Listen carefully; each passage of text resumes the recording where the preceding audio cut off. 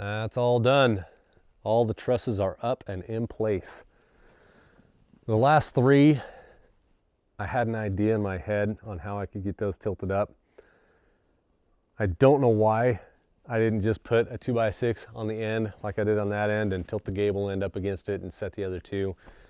It would have been a lot easier, but I had this crazy idea in my head that I could tilt all three of them up against the fourth to last one, scoot the gable end out to the 2-foot mark, tie it off to the next one, and then just keep scooting them out as I attached them, and it would all go just fine and dandy. It went a lot smoother in my head than it did up there. I couldn't keep them plumb, so I scratched that idea last night and tied them all together real good for the night. Woke up this morning, got a couple scrap pieces of pine, 2x6, 2x7, whatever it is. It's just stuff I milled out last year.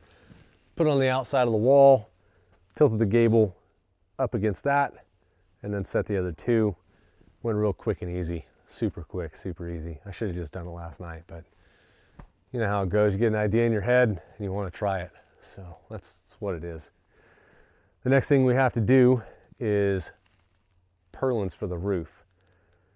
But I've got to go find trees out in my yard that I can mill for these purlins because I don't feel like paying the extraordinary amount of money that lumber is today. So I'm going to mill out purlins out of pine trees on my property. I don't like to cut down live trees, so I try and cut down these beetle kill trees that haven't gotten punky or rotten yet.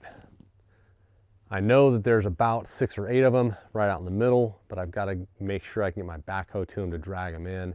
It's supposed to be nice and sunny for the next, I think, 3 or 4 days. That'll dry the ground out and make it nice so my backhoe doesn't sink. Cross your fingers.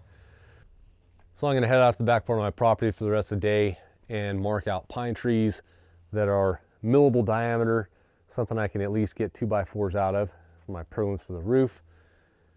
I have 1,800 linear feet of purlins that I need to mill out for the roof, and then board and batten for the outside of this garage. And I've got to get all those trees, as many trees as I need, hauled in before the snow falls, because once the snow falls, it's going to be really hard to get my backhoe out there and pull a tree back in.